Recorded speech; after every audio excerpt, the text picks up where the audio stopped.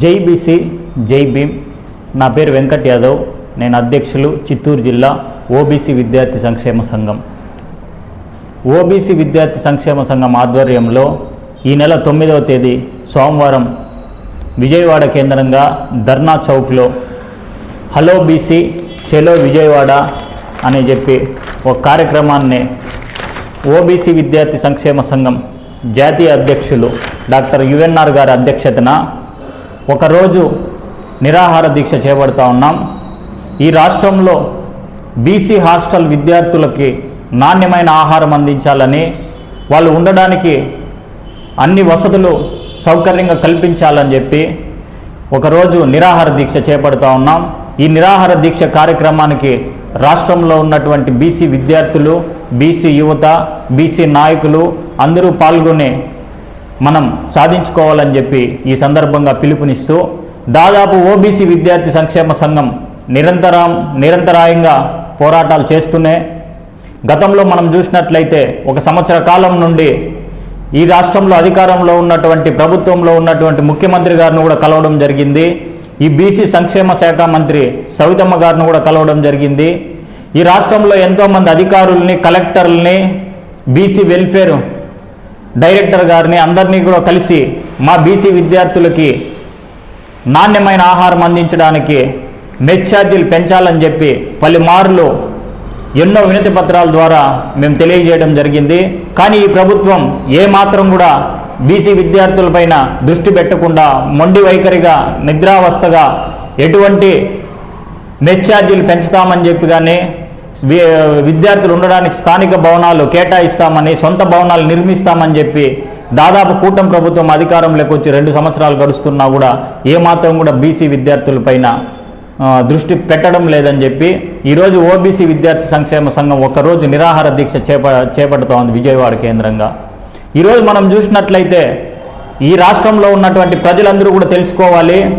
ఈరోజు బీసీ విద్యార్థులకి ఒక్క పూటకి 13 రూపాయలు చెల్లిస్తూ ఉంది ఈ ప్రభుత్వం. 13 రూపాయల్లో ఎక్కడైనా నాణ్యమైన ఆహారం అందించగలరా అని చెప్పి ఈరోజు ఈ ప్రభుత్వాన్ని మేము అడుగుతూ ఉన్నాము. 13 రూపాయల్లో అధికారుల కమిషను, కాంట్రాక్టర్ కమిషన్లు పోయి మిగిలింది దాదాపు 10 రూపాయలు కూడా విద్యార్థికి అందేటటువంటి పరిస్థితి లేదు. ఈరోజు బీసీ విద్యార్థులు అంటే మీకు అంత చులకనా అని చెప్పి ప్రభుత్వాన్ని మేము ప్రశ్నిస్తూ ఉన్నాం. అదేవిధంగా మనం చూసినట్లయితే స్థానిక భవనాలు దాదాపు సంవత్సరాలు గడుస్తున్న బీసీ హాస్టల్స్ వచ్చి మన రాష్ట్రంలో ఇంతవరకు బీసీ విద్యార్థులకి సొంత భవనాలు, స్థానిక భవనాలు కూడా లేవంటే ఎంత సిగ్గుచేటని చెప్పి ఈ ప్రభుత్వాన్ని, గతంలో అధికారంలో ఉన్నటువంటి ప్రభుత్వాలను కూడా మేము ప్రశ్నిస్తూ ఉన్నాం.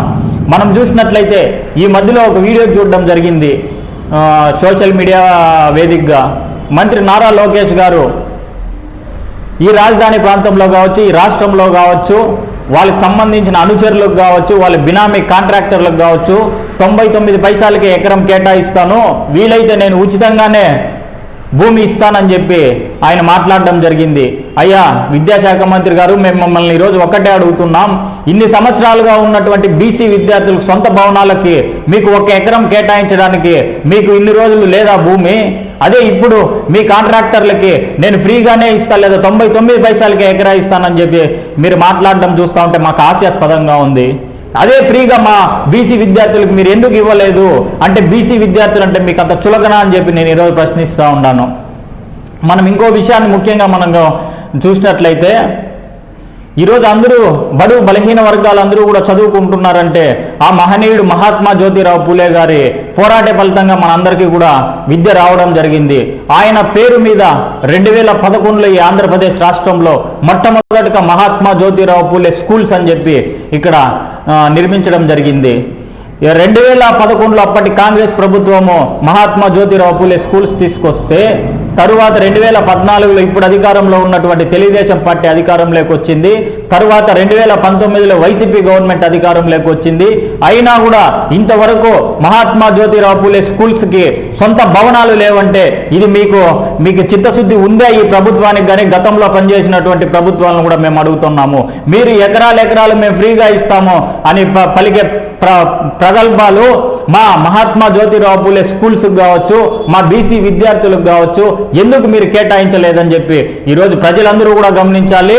ఈరోజు ఓబీసీ విద్యార్థి సంక్షేమ సంఘం దీన్ని ఎంతవరకు మా డిమాండ్స్ మేము సాధించుకొని మా బీసీ విద్యార్థులకి న్యాయం జరిగే వరకు కూడా మా ఉద్యమాన్ని మేము ఆపమని చెప్పి తెలియజేస్తూ మరొకసారి ఈ రాష్ట్రంలో ఉన్నటువంటి బీసీ విద్యార్థులకి, బీసీ లోకానికి, బీసీ యువత, బీసీ మహిళలకు, కలిసి వచ్చే బీసీ నాయకులందరూ కూడా మరొకసారి ఈ నిరాహార దీక్ష కార్యక్రమానికి హాజరయ్యి మన భవిష్యత్ తరాలు విద్యార్థులే కాబట్టి విద్యార్థులకి మంచి పౌష్టికాహారం కావచ్చు, సొంత భవనాలు కావచ్చు మనం సాధించుకునే వరకు ఈ పోరాటం ఆగదని చెప్పి తెలియజేస్తూ నాకు ఈ అవకాశం ఇచ్చిన మీ అందరికీ కూడా ప్రత్యేకంగా ధన్యవాదాలు తెలియజేస్తూ సెలవు తీసుకుంటున్నా. జై బీసీ.